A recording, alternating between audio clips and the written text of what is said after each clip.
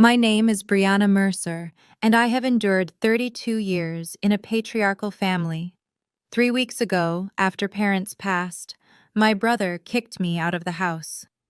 He looked me in the eye and said, "Dad decided a long time ago, sons inherit everything. Daughters? Daughters get nothing. That's how it's always been in this family, and that's how it's going to stay." Then he changed the locks on the house where I grew up, the house where I spent 2 years caring for our dying mother while he visited 3 times, the house where I held her hand through chemotherapy while he checked his Rolex and complained about traffic. He threw my belongings onto the lawn and told me I was nothing but a burden, because in my father's eyes, that's all a daughter could ever be. But here's what my brother didn't know. Our mother had spent 8 years preparing for this exact moment. 8 years of secret meetings with lawyers. 8 years of building something he couldn't touch. Before I tell you what happened at the will reading, please take a moment to like and subscribe, but only if this story resonates with you. Where are you watching from right now? Drop your location and local time in the comments. Now let me tell you how a worthless daughter ended up with everything. To understand what Marcus did, you need to understand the Mercer family. My father, Robert Mercer, built his life around one unshakable belief: sons carry the family forward. Daughters, they marry well and disappear into someone else's name. He wasn't cruel about it, not overtly. He just allocated his attention accordingly. He was a contractor, successful enough to buy us a 4-bedroom colonial in the Connecticut suburbs, nice neighborhood, good schools, a workshop in the garage where he spent weekends with Marcus, teaching him to build things while I helped Mom in the kitchen. My mother, Linda, was the quiet center of our home. She kept a lavender garden in the backyard that she tended every morning. She had this way of smoothing over my father's sharper edges, of making his dismissals feel less personal. Marcus, 6 years older than me, absorbed Dad's worldview like scripture. When he graduated, Dad paid for his business degree at UConn. When Marcus wanted to get into real estate, Dad connected him with every contractor and developer he knew. When I wanted to go to nursing school, Dad said, "Girls don't need expensive educations. You'll get married anyway." I got scholarships. I worked double shifts at a diner. I paid my own way. And I remember, this was 8 years ago, my mother pulling me aside one evening after another dinner, where Dad praised Marcus's first big sale while barely acknowledging my acceptance into the program. "I've taken care of you," she whispered, squeezing my hand. "You won't understand now." But I have. I didn't know what she meant. I thought it was just something mothers say. I had no idea she'd spent that afternoon with a lawyer named Evelyn Cole, signing papers that would change everything. 2 years ago, Mom was diagnosed with stage 3 breast cancer. I still remember the call. I was halfway through a shift at Maplewood Senior Living when my phone buzzed with Dad's number. He never called me at work. He barely called me at all. "Your mother's sick," he said. "You need to come home." Not, "We need you," just, "You need to come home." Like it was my job. Like it had always been my job. I moved back within the week. I requested night shifts so I could be with Mom during the day. Chemotherapy appointments, radiation sessions, the slow deterioration that cancer brings. My paycheck dropped by 20%, but I didn't care. This was my mother. Marcus visited 3 times in 2 years. 3.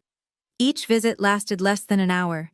He'd sweep in wearing his Hugo Boss suits, kiss Mom's forehead, check his Rolex, and leave. Victoria, his wife, came once and spent the entire time photographing the house for memories while barely looking at Mom. Dad never acknowledged what I was doing. In his mind, this was simply what daughters did. But Mom knew. She started meeting with someone once a month. A lawyer, she said, for insurance paperwork. I'd drive her to an office in Hartford, wait in the car, and drive her home.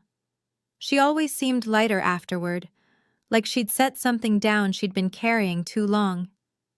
"You're such a good girl," she told me one night when I was helping her into bed. "Whatever happens, Brianna, remember that you did everything right. You showed up. That matters more than anyone knows." I thought she was talking about the cancer. She wasn't. Let me tell you about my brother and his wife. Marcus and Victoria lived in Greenwich, a 5-bedroom house in a neighborhood where the mailboxes probably cost more than my car. Victoria called herself a socialite, which as far as I could tell meant she attended gallery openings and posted photos of her Chanel bags on Instagram. She looked at me like I was something that needed to be cleaned up. Actually, no. She looked at me like she didn't see me at all. I was staff, background noise. Brianna, she said at Thanksgiving 2 years ago, the last one with Mom well enough to cook, have you ever thought about doing something with more upward mobility? You can't wipe old people's bottoms forever. Mom's hand tightened on her fork. I'm a registered nurse, I said quietly. I help people. Victoria's laugh was a delicate, dismissive thing. Of course you do. But the moment that stayed with me came later that night. I'd gone to the kitchen for water and heard Marcus and Victoria in the hallway. Don't worry about her, Marcus said. Dad's already promised everything to me. Has been for years. She's not getting anything. She's just here to play nurse until Mom's gone. Then she can disappear back into whatever sad little life she has. Good, Victoria whispered back. We need this, Marcus. We really need this. I stood frozen behind the kitchen door, water glass in hand. Something was wrong. I didn't know what. But the desperation in Victoria's voice didn't match the Greenwich lifestyle. The designer clothes, the casual superiority. I went back to bed and told myself it didn't matter. I had no idea how much it would. 6 weeks ago, my mother was declared cancer-free. I remember crying in the oncologist's office. 2 years of fear, of watching her shrink and pale and fight. And she'd won. We went out for lunch at her favorite cafe, and she ordered a glass of champagne for the first time since her diagnosis. I want to visit my mother, she said, meaning Grandma Eleanor, who lived at an assisted living facility in Connecticut. Your father's been promising to drive me for months. 4 weeks ago, they finally went. They never came back. A truck driver fell asleep on I-95. The police said it was instant. They said they didn't suffer. I don't know if that's true. I don't know if anyone says anything else. I was working the night shift when I got the call. I remember walking to the stairwell because I couldn't breathe in the hallway, and sitting on the cold concrete steps, my phone on the floor where I'd dropped it, the Connecticut State Police still on the line, asking if I was there. I don't remember what I said. I don't remember driving home. I remember the smell of Mom's lavender garden when I finally pulled into the driveway at 3 a.m., and I remember thinking she would never tend it again. The funeral was 4 days later. St. Andrew's Episcopal, the church where my parents got married. 80 people came. Marcus gave the eulogy. He talked about Dad for 7 minutes. He mentioned Mom's name twice. And before the reception ended, while I was still accepting condolences from people who remembered my mother far better than my brother seemed to, Marcus pulled me aside. We need to talk, he said, about the house. The funeral flowers were still fresh when my brother informed me I no longer had a home. You need to clear out your things by the end of the week, Marcus said, his voice low enough that the other mourners couldn't hear. We were standing in the church vestibule, the stained glass casting colored shadows across his face. The house is mine now. Dad made that clear years ago. I stared at him. My black dress still had a tissue tucked in the sleeve from crying during the service. Marcus, we haven't even read the will yet. The will is just a formality. He straightened his tie. Hermes, I noticed absently. You know how Dad felt. Sons inherit. That's how it's always been. You should be grateful I'm giving you a week. Grateful? The word came out strangled. Look, he softened his voice into something that might have sounded reasonable to anyone who didn't know him. I understand this is hard. You've been living there, taking care of things. But that was your choice. You could have had a real career, a real life. Instead, you chose to play nurse. That's not my fault. Behind him, Victoria was checking her phone, already bored. That's not... Marcus, I took care of Mom for 2 years, while I what? His eyes went hard. While I built something? While I made something of myself? Don't pretend wiping bedpans is the same as running a business, Brianna. We both know what you are. He stepped back, adjusting his cuffs. 1 week, he said. Then I'm changing the locks. I watched him walk back to Victoria, watched her lean in and smile, watched them leave without saying goodbye to anyone. That was Monday. He didn't even wait a week. Wednesday evening, 2 days after the funeral. I came home from work at 7 p.m., exhausted in a way that had nothing to do with the shift. Grief does that, makes everything feel like you're moving through water. My key didn't work. I tried again, confused, thinking maybe the cold had warped something. But no, the lock had been changed. The deadbolt, too. I walked around to the garage. My things, my clothes, my books, Mom's recipe box that she'd given me, everything I owned, had been thrown into cardboard moving boxes and stacked against the wall. Rain from the afternoon had soaked through 2 of them. My nursing school diploma was warped and wet. Through the window, I could see Victoria walking through the living room, a glass of wine in her hand, laughing at something on her phone. She saw me watching. She smiled, lifted her glass in a little toast, and walked away. I called Marcus. He answered on the second ring, like he'd been waiting. "The house is legally mine," he said, not even pretending to apologize. "I had my lawyer verify it. Dad's estate, Dad's house, Dad's decision. You have 24 hours to get your stuff off the property before I have it removed." "Marcus, I grew up there. And now you don't live there anymore. That's how life works, Brianna. Maybe if you'd made something of yourself, you wouldn't be standing in the rain right now." I ended the call because I didn't trust myself to speak. I sat down on the wet grass, next to the boxes of my ruined belongings, and held the one thing that hadn't been damaged, Mom's Timex watch, tucked safely in my pocket since the hospital returned her personal effects. That's when I found the letter.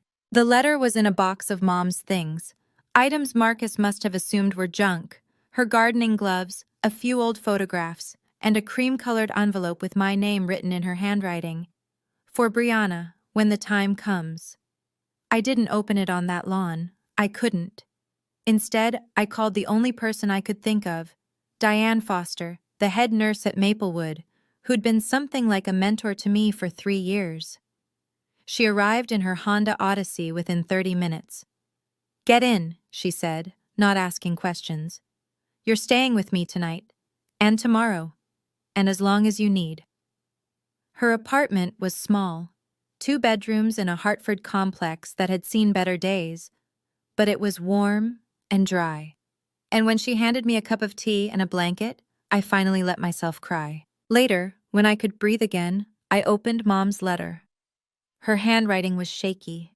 She must have written it during chemo, when her hands trembled constantly. "My darling Brianna, if you're reading this, then what I feared has happened. Your father and your brother have shown you exactly who they are. I want you to know, I saw it. I always saw it. And I couldn't change your father. God knows I tried. But I could protect you. Contact Evelyn Cole at Harrison & Cole in Hartford. She has everything you need. All the papers, all the arrangements. Everything I couldn't give you while I was alive. You are not a burden. You never were. You are the best thing I ever did. I love you more than lavender and sunshine and every good thing, Mom." I read it 3 times before the words made sense. Then I called the number she'd written at the bottom. Harrison & Cole occupied a brownstone in downtown Hartford, the kind of old money building with brass nameplates and hardwood floors that creaked with history. I felt underdressed in my clean scrubs, but Evelyn Cole's assistant just smiled and led me to a corner office lined with law books and soft afternoon light. Evelyn was not what I expected. Late 50s, silver hair swept into an elegant twist, wearing a charcoal Armani suit. But her eyes were warm when she shook my hand. "Brianna," she said, "I've been waiting for your call. Your mother spoke about you constantly." That almost broke me right there. I swallowed. "She left me a letter. She said you had papers?" Evelyn gestured to a chair. I do. Your mother and I worked together for 8 years, Brianna. She was one of the most deliberate people I've ever represented. 8 years? That was the same time frame Mom had whispered about when I was accepted into nursing school. Your mother knew your father's intentions, Evelyn said carefully. She knew Marcus would inherit everything Robert controlled, and she couldn't change that. She couldn't change him. But she could plan around it. What does that mean? Evelyn folded her hands. It means your mother made arrangements that exist entirely outside your father's estate. Arrangements that Marcus doesn't know about, that your father didn't know about. The room suddenly felt smaller. What kind of arrangements? The kind you'll learn about at the formal will reading next week. Both your parents' wills need to be read together. She paused. But I want you to trust me until then. Can you do that? Whatever Marcus says, whatever he threatens, don't react. Don't sign anything. Just wait. Why? Her smile was almost gentle. Because your mother is about to have the last word. 3 days before the will reading, Marcus called. It was 10 p.m. I was sitting in Diane's kitchen, the lights dim, trying to read a book without absorbing a single word. His name on my phone screen made my stomach clench. Brianna.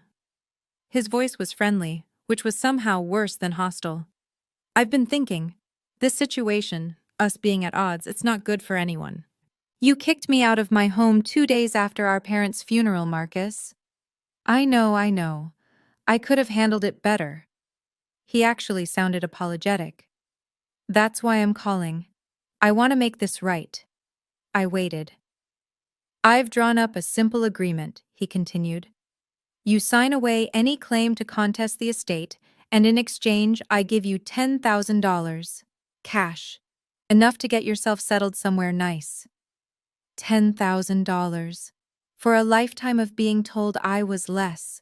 For 2 years of caring for our mother while he visited 3 times.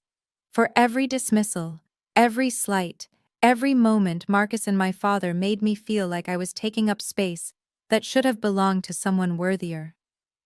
No. Brianna, be reasonable. You're not going to win anything in probate. Dad's will is clear. All you'll do is spend money on lawyers and drag this out for months. Take the money. Start over. I said no, Marcus. I'll see you at the will reading. His voice hardened instantly. You're making a mistake.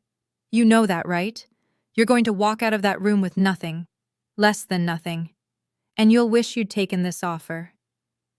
Then that's my choice to make. Fine. He practically spat the word. But remember, I tried to be generous. What happens next is on you. The line went dead. I set down the phone with shaking hands. Then I did exactly what Evelyn told me to do. I waited. I have to pause here and ask you something. Have you ever been pressured to sign something by family? Told you have no right to ask for what's fair? That feeling, that specific helplessness, it stays with you. If this story is hitting close to home, leave a comment. I read every single one, I promise. And if you haven't subscribed yet, now might be the time. Because what happens next at that will reading? It changed everything. The will reading was scheduled for 2 p.m. on a Thursday at Harrison and Cole. The conference room had a mahogany table long enough to seat 12, though only 6 of us were there. Marcus, Victoria, me, Evelyn Cole, her assistant who would serve as witness, and, to Marcus's visible surprise, my grandmother. Eleanor. Marcus's smile faltered when Grandma walked in. I didn't know you were coming. Grandma Eleanor Whitfield was 82 years old and sharper than most people half her age. She wore a navy dress, her silver hair pinned back, and the sapphire ring she'd worn for as long as I could remember glinted on her finger. I was asked to be here, she said simply, taking the seat next to me. By my daughter. Marcus and Victoria exchanged glances. Well, Marcus said, recovering his confidence. The more the merrier, I suppose, though I don't see why we need to make this complicated. Dad's wishes were clear. Evelyn took her place at the head of the table, folders arranged precisely before her. Before we begin, I should note that we will be reading two wills today. Robert Mercer's will and Linda Mercer's will. They are separate documents with separate provisions. Two wills? Victoria frowned. Why would that matter? Everything was jointly owned. Evelyn's expression remained neutral. Not everything, as it turns out. I felt Grandma's hand find mine under the table and squeeze. Marcus straightened his Rolex with a practiced gesture. Fine. Let's get this over with. Read Dad's will first. Evelyn opened the first folder. Very well. Last will and testament of Robert Allen Mercer, dated 14 months ago, witnessed and notarized in Hartford County. The room went quiet. This was it. Dad's will was exactly what Marcus expected. Evelyn read through the standard provisions, executor appointments, debt payments, funeral instructions, before reaching the distribution of assets. To my son, Marcus Robert Mercer, I leave 70% of my personal assets, including my vehicle, my workshop tools and equipment, and my share of all financial accounts held jointly with my wife. Marcus nodded slowly, satisfaction spreading across his features. To my daughter, Brianna Lynn Mercer, I leave 30% of my remaining personal assets. 30% of remaining assets, Victoria murmured, doing the math. After debts and expenses, so basically nothing. That's not, I started. It's fine, Marcus cut in, magnanimous now. Dad's accounts totaled about $80,000. You'll get something, Brianna. Maybe $24,000 after everything's settled. He smiled at me like he was doing me a favor.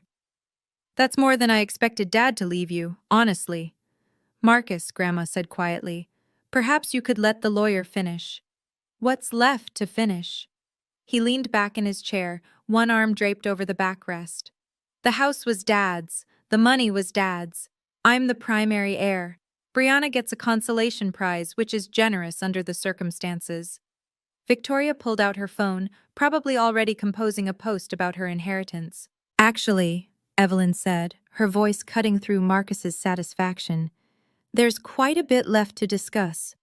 Robert's will represents only a portion of your parents' combined estate. Combined?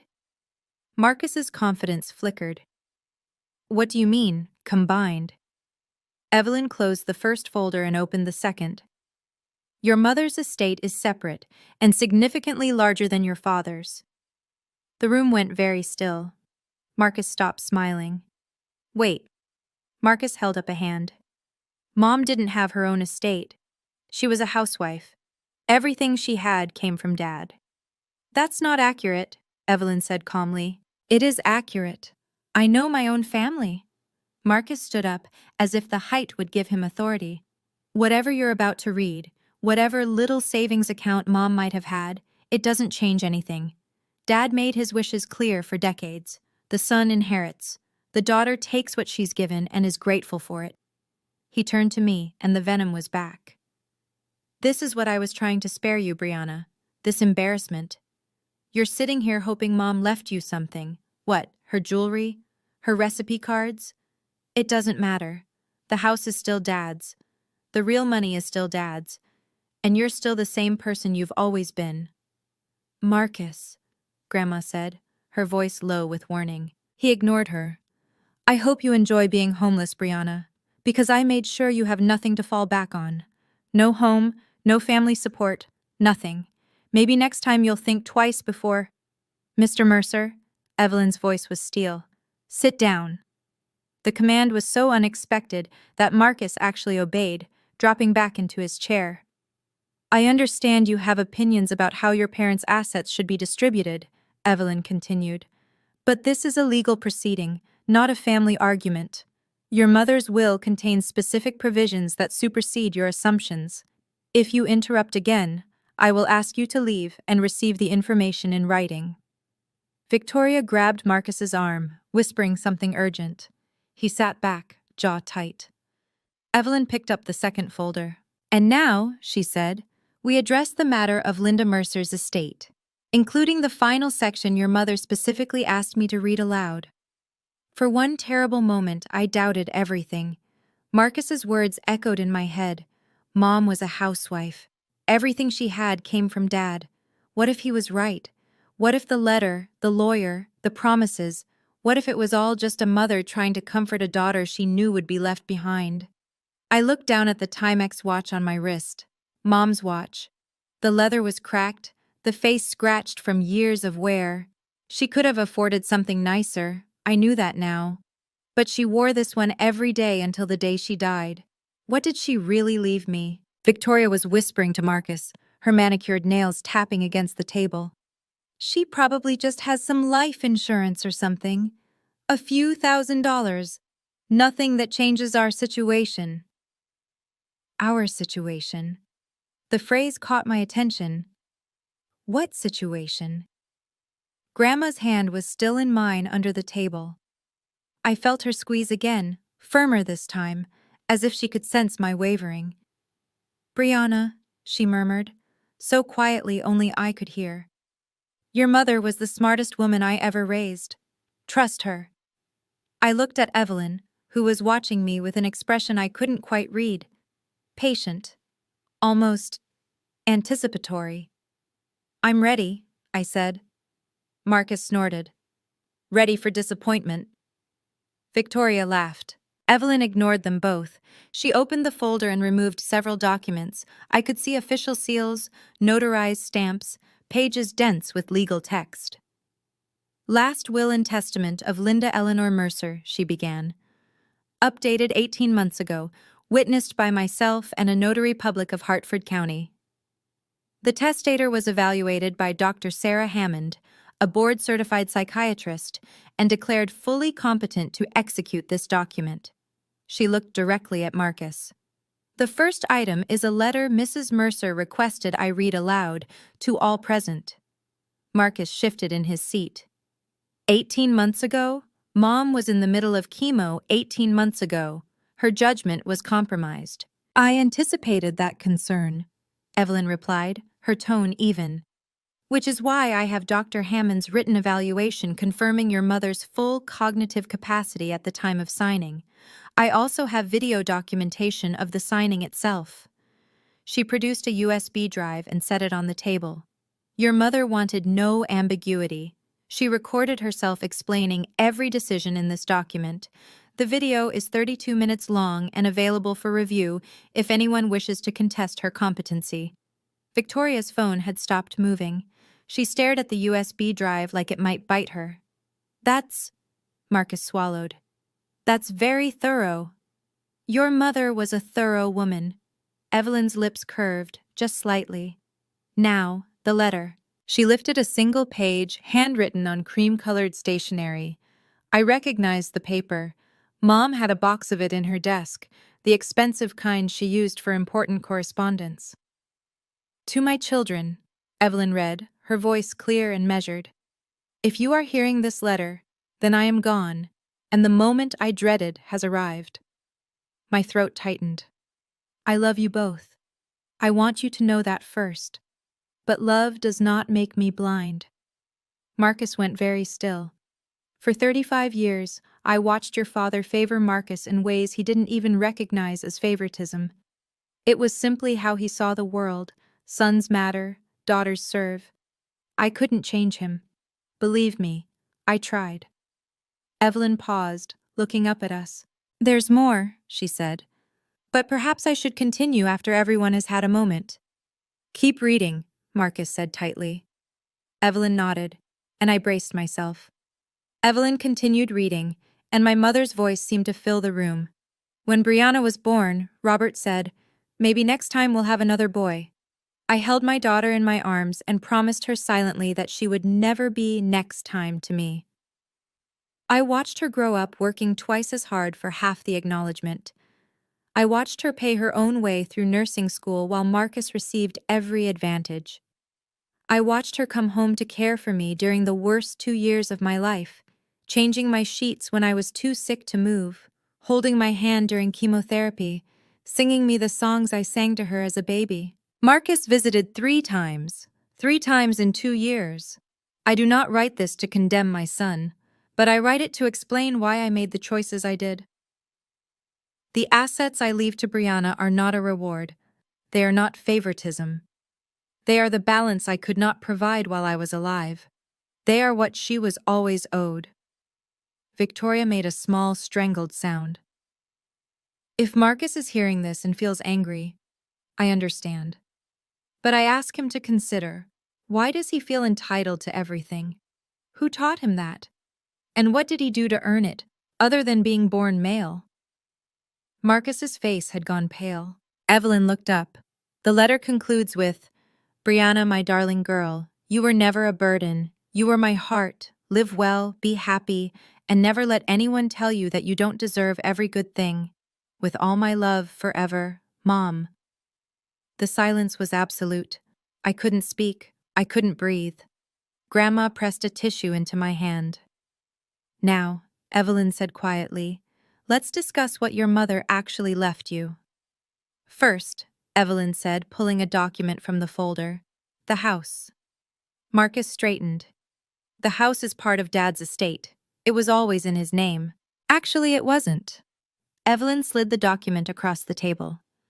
5 years ago, your parents executed a deed transfer. The property at 127 Maple Drive was transferred from joint ownership to Linda Mercer's sole name." "What?" Marcus grabbed the paper, scanning it frantically. Why would Dad agree to that?" "For liability protection. Your father was facing a potential lawsuit from a dissatisfied client at the time. Moving the house into your mother's name protected it from any legal judgments against his business. It's a common estate planning strategy." "I never heard about any lawsuit. It was settled out of court, but the deed transfer remained." Evelyn produced another document.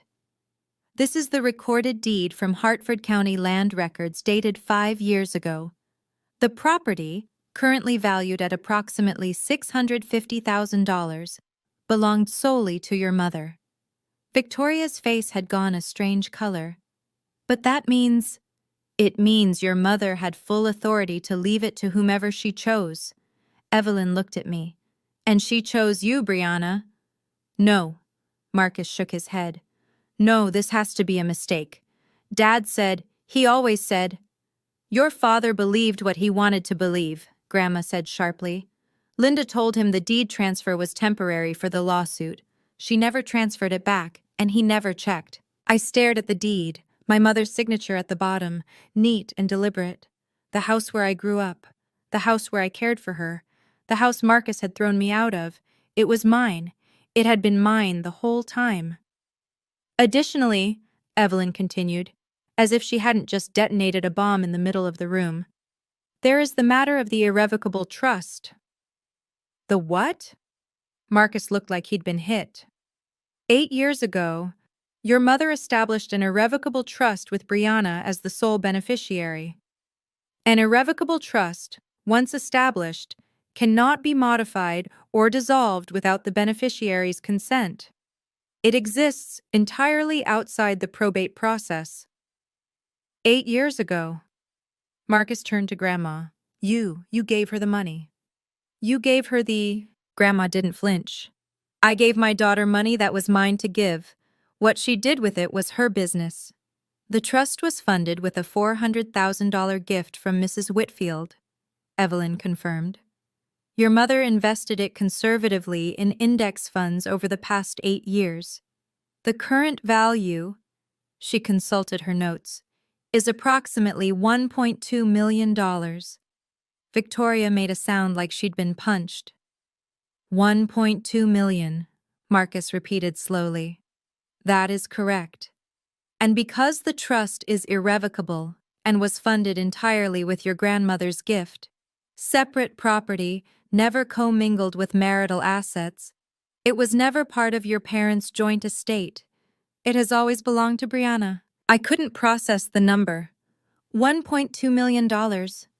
My mother who wore a Timex watch and grew her own vegetables, had quietly built me a fortune while I thought I was barely getting by. "This is fraud," Marcus sputtered. Dad didn't know about this. He would never have—" "Your father's knowledge is irrelevant," Evelyn said calmly. "The trust was legally established with funds that were never his. He had no claim to it, and neither do you." The USB drive sat on the table, untouched. 32 minutes of my mother, explaining why she'd done what she did. "There is one final asset," Evelyn said. Marcus looked like he might be sick. Victoria's grip on his arm had turned white-knuckled. "Your mother held a life insurance policy with Northwestern Mutual, valued at $500,000. The beneficiary was designated as," she paused, "Brianna Lynn Mercer, solely." Mom had life insurance? I hadn't known. I hadn't known any of this. "She purchased it 12 years ago when you were 16. She paid the premiums from her personal account, money your grandmother sent her annually as gifts. Your father was never a named beneficiary." "But I'm her son," Marcus said. And there was something desperate in his voice now, something cracked. "I'm her firstborn. She can't just leave me nothing. She can't." "She didn't leave you nothing, Mr. Mercer." Evelyn pulled out a final page. "Your mother's will specifies that you are to receive her personal effects, photograph albums, her jewelry collection, and a letter she wrote specifically for you." "A letter?" Marcus laughed, but it was hollow. "She leaves Brianna millions, and I get a letter." "And the jewelry has meaningful pieces," Evelyn offered. "I don't want her jewelry." Marcus slammed his palm on the table. Victoria jumped. "I want what I was promised. I want what I earned. What you earned." I spoke before I could stop myself. The words came out quiet, but they filled the room. "You visited Mom 3 times in 2 years, Marcus. 3 times. You told me I was nothing but a burden while I was holding her hand through chemotherapy. What exactly did you earn?" He stared at me. I stared back. "Let's discuss the total figures," Evelyn said, and I could hear the faintest satisfaction in her professional tone. "This is contested." Marcus stood up so fast his chair nearly toppled. "I'm contesting all of it. Mom wasn't in her right mind. The chemo, the medication. She couldn't have made these decisions rationally." Evelyn remained seated. "As I mentioned, your mother underwent a cognitive evaluation by Dr. Sarah Hammond, a board-certified psychiatrist unaffiliated with her medical treatment. The evaluation concluded that Mrs. Mercer was fully competent and understood the nature and consequences of her decisions. Psychiatrists can be wrong. Additionally, the signing of her will was recorded on video." Evelyn tapped the USB drive. "In it, your mother clearly articulates her reasons for each bequest. She also directly addresses the possibility that you might contest and explains why such a contest would fail." Marcus's jaw worked. "Furthermore," Evelyn continued, "the irrevocable trust and life insurance beneficiary designations are not subject to will contests. They are independent legal instruments that bypass probate entirely. You have no standing to challenge them." "There has to be something.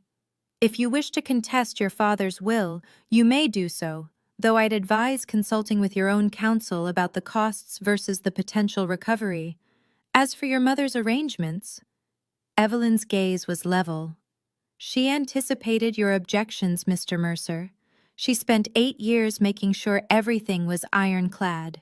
Grandma Eleanor spoke up. "My daughter didn't do this out of spite, Marcus. She did it because she knew, we all knew, that without protection Brianna would receive nothing, and Brianna deserved better than nothing." Marcus turned to Grandma, his face contorted. "You helped her hide this. You helped her cut me out." "I helped her protect her daughter," Grandma said simply. "The same thing any mother would do." Marcus had no answer to that. Victoria broke first. "This is insane." She stood up, her careful composure finally shattering. "She's a nurse. She wipes old people's behinds for a living, and she gets $2 million while you what, Mrs. Mercer?" Evelyn asked mildly. Victoria's mouth opened and closed. She'd said too much and she knew it. "While you're about to lose your house in Greenwich?" Grandma said. Her voice was quiet, but it cut through the room. "Did you think we didn't know about Marcus's failed investment? The $400,000 loss? The foreclosure notices?" Marcus went white. "How do you—" "Linda knew," Grandma said. "She knew about the debts, the bad deals, the desperation. She knew you were counting on this inheritance to bail you out. That's why she made sure you couldn't touch what she'd built for Brianna. I looked at my brother, really looked at him for the first time in years. The Rolex, the Hugo Boss suit, the BMW in the parking lot. All of it was scaffolding, I realized. A facade built on credit and promises and the assumption that our parents' money would always be there to catch him. You were planning to take everything, I said slowly. Not because you needed it, because you were drowning. I'm not drowning, Marcus snapped. I had a setback, that's all. A temporary setback that Dad's estate would have saved you, I finished. Except the estate wasn't what you thought it was. Victoria sank back into her chair, mascara starting to smear. You spent your whole life being told you deserved everything, I said. And you never stopped to wonder if that was actually true. Marcus didn't respond. He couldn't. I want to stop here for a moment. I know some of you are watching and thinking, why would Victoria say that out loud? Why would she reveal their financial problems in front of everyone? The answer is fear. When the thing you've been counting on disappears, your survival instincts take over. You stop thinking about appearances. If this story is resonating with you, hit that subscribe button, because we're almost at the end, and there's one more thing I need to tell you. Evelyn waited until the room was quiet again before speaking. For the record, she said, let me summarize the total assets passing to Brianna Mercer. She consulted her notes, though I suspected she knew the numbers by heart. From her mother's estate, the property at 127 Maple Drive, estimated value $650,000.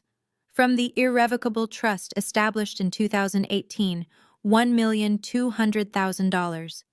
From the Northwestern Mutual Life Insurance Policy, $500,000. She looked up. Additionally, from her father's estate, 30% of remaining liquid assets, approximately $24,000. Victoria's breathing had gone shallow. The total, Evelyn continued, her voice measured and professional, is approximately $2.374 million. The number hung in the air, $2.374 million. My mother, who grew vegetables and wore a Timex watch and never bought anything she didn't need, had left me nearly $2.5 million. Marcus made a strange sound. He was gripping the edge of the table, his knuckles bone white, his face the color of old paper.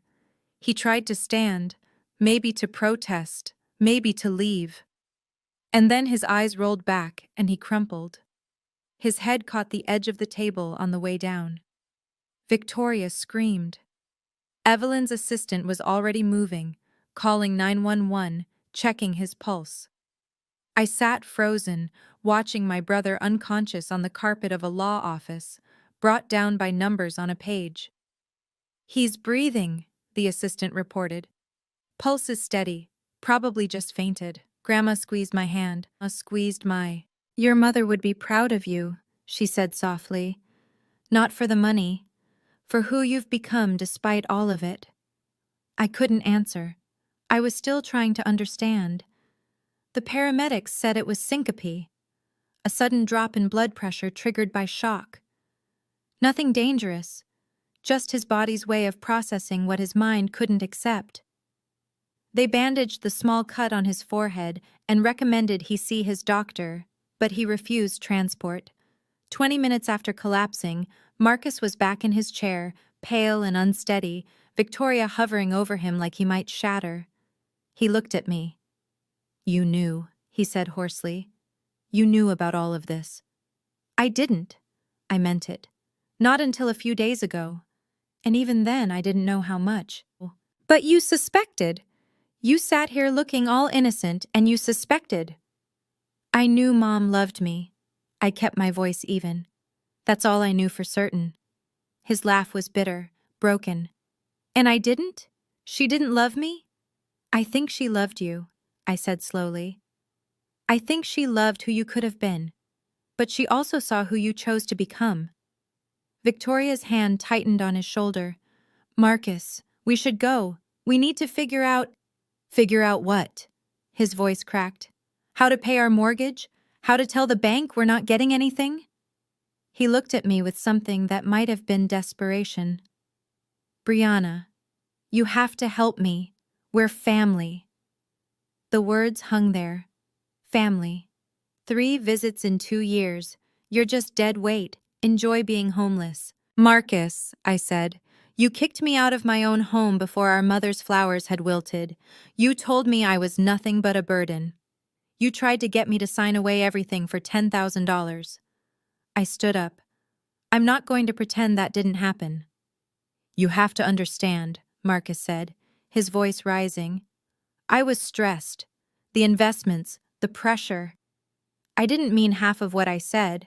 That's not who I really am. Then who are you, Marcus? I asked quietly. Because I've known you for 28 years, and I've never seen any evidence of anyone different. He flinched. I'm not going to let my brother become homeless, I said. I'm not cruel, but I'm also not going to bail you out of decisions you made while treating me like I was worthless. So what then? You just walk away with millions and I get nothing?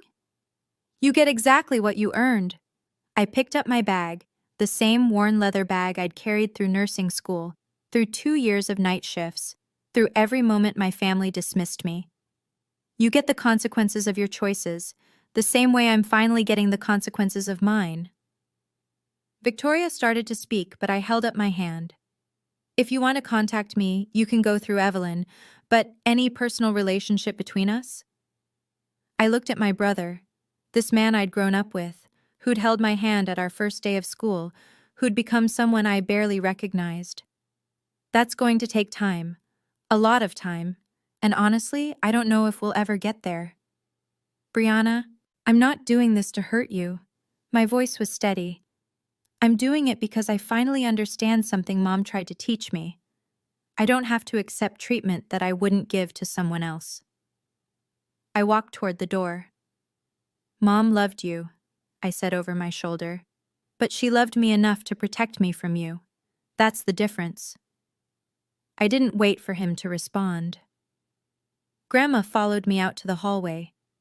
Wait, she said, catching my arm. I have something for you.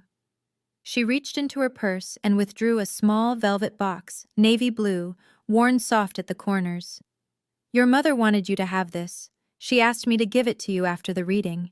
Inside was her sapphire ring, the one Grandma had worn as long as I could remember, the one I'd admired since I was a little girl. Grandma, I can't. This is yours. It was mine, she corrected gently. I gave it to your mother on her wedding day, and she gave it back when she knew she was dying, so I could give it to you when the time was right. I slid it onto my finger. It fit perfectly. There's something else you should know, Grandma said. Something even your mother didn't put in the will. I looked up. Linda wanted to leave your father, years ago before you were born. But then she got pregnant with Marcus and she stayed. She stayed for you kids. I never knew. No one did. She made the best of it. But she always regretted that she couldn't give you a different childhood. Grandma's eyes were bright with unshed tears. The trust, the insurance, all of it. It was her way of giving you the freedom she never had. The freedom to walk away from people who don't value you. I hugged her, this tiny woman who had helped my mother plan for 8 years to give me a future. Thank you, I whispered. Don't thank me, she said. Just live well. That's all your mother ever wanted. Behind us, I heard Marcus and Victoria finally leaving, their voices low and strained.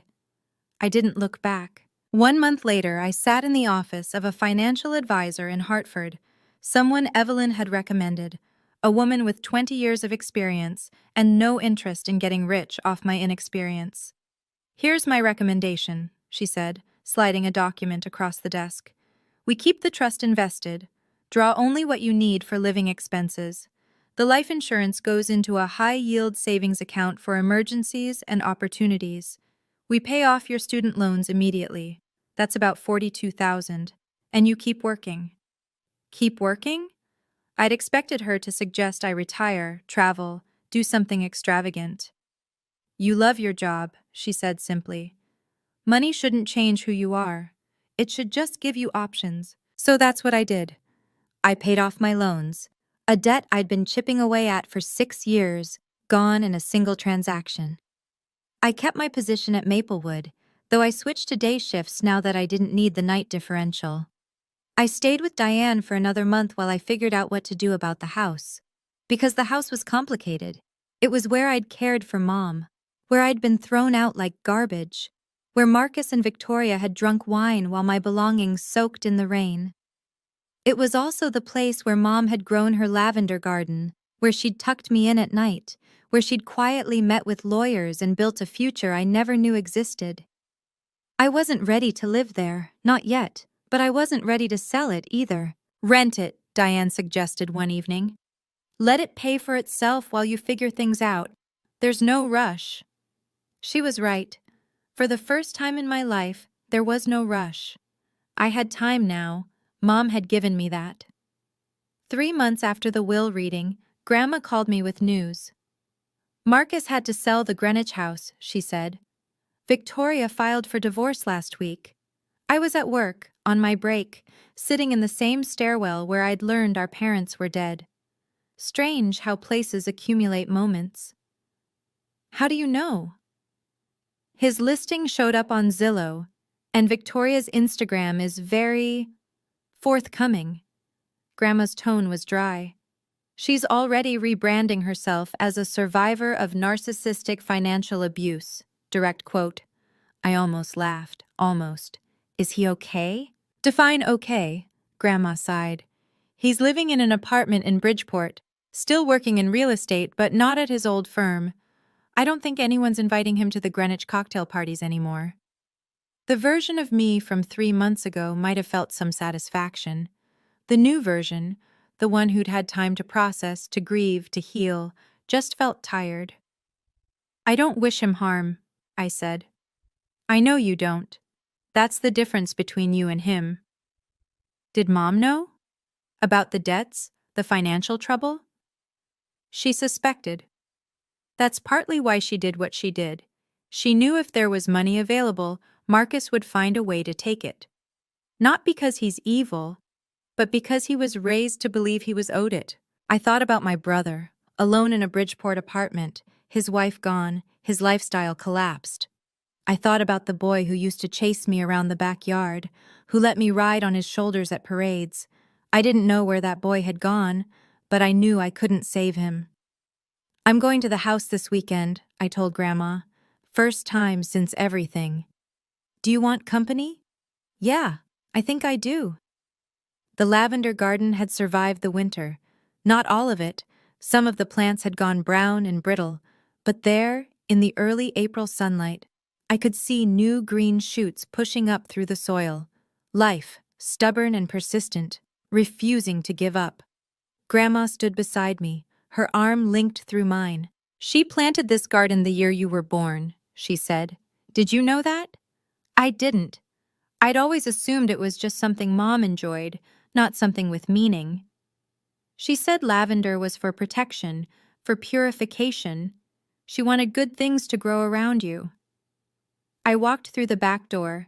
My key worked perfectly now. I'd had the locks changed weeks ago, and stood in the kitchen where I'd made Mom countless cups of tea, where I'd held her hand through nausea and fear. The house was quiet. Marcus had left it relatively clean when he'd moved out, either out of some remnant of shame or because he'd been too rushed to trash it. Mom's things were still here, her recipe cards in the drawer, her reading glasses on the nightstand, her robe hanging in the closet. I went to her bedroom and sat on the edge of the bed. On the nightstand was a small album I'd never seen before. Inside, photographs of me from infancy to adulthood. First steps, first day of school, nursing graduation, every milestone she'd witnessed. On the first page, in her careful handwriting, for my bravest girl. Grandma sat down beside me. She spent weeks putting that together, she said. During chemo, when she couldn't sleep, she said it was her way of counting the good things. I held the album to my chest and finally let myself cry. Not grief this time, gratitude. 6 months after that will reading, I enrolled in a nurse practitioner program. It was something I'd wanted for years, the chance to do more than bedside care, to diagnose and treat, to help patients in a deeper way. But the program was expensive, and between my student loans and my barely there savings, it had always seemed like a distant dream. Now I could afford it. I used money from the trust, following the plan my financial advisor laid out, enough for tuition and books, with the rest still growing quietly in the background. I kept working part-time at Maplewood because I wasn't ready to leave the patients I'd grown to love. Diane and I found an apartment together near the hospital, 2 bedrooms, a tiny balcony where I started growing lavender in pots. She said living alone was overrated anyway, and I said having a roommate meant someone to split streaming subscriptions with. We both knew it was more than that. Grandma called every Sunday. She'd tell me stories about Mom as a child, about their adventures before she met Dad, about the woman she was before life wore her down. I recorded the calls on my phone, building an archive of the mother I was still getting to know. And the house on Maple Drive? I rented it to a young family, a nurse actually from Maplewood, and her husband and 2 little girls. The older daughter asked if she could take care of the lavender garden. I said yes. I said yes to a lot of things that year. To opportunities, to rest, to the slow process of understanding that I was worth more than I'd been told. My mother didn't give me money. She gave me permission to believe I deserved it. I've thought a lot about why Marcus became who he is. Not to excuse him, there's no excuse for how he treated me, but to understand. My brother grew up being told he was special simply because he was born male. He didn't have to prove anything. The world was his by default. So he never developed the muscles for empathy, for earning what he had, for recognizing that other people's needs mattered as much as his own. Psychologists call it entitlement, the belief that you deserve things without effort. It's not born, it's taught. And once it's there, it's almost impossible to unlearn, because admitting you're not special means admitting your whole identity was a lie. Marcus isn't a monster. He's a product of a system that told him he was worth more than he was, and when reality finally caught up, he didn't know how to handle it. I don't know if he'll ever change. I hope he does. But I also know that his change isn't my responsibility. My responsibility is to myself, to live the life Mom wanted for me, to set boundaries that protect my peace, to remember that walking away from toxic people isn't cruelty. It's survival. If you're watching this and you've been told you're not enough, by family, by partners, by anyone who should have loved you, I want you to know, they were wrong. You were always enough. Sometimes the people who love us protect us in ways we don't see. And sometimes we have to become our own protectors. That's what I learned from my mother. If this story meant something to you, I'd love to hear your thoughts in the comments. Tell me about someone who protected you or someone you wish had. And if you want more stories like this, check the links in the description. Thank you for staying until the end. It means more than you know.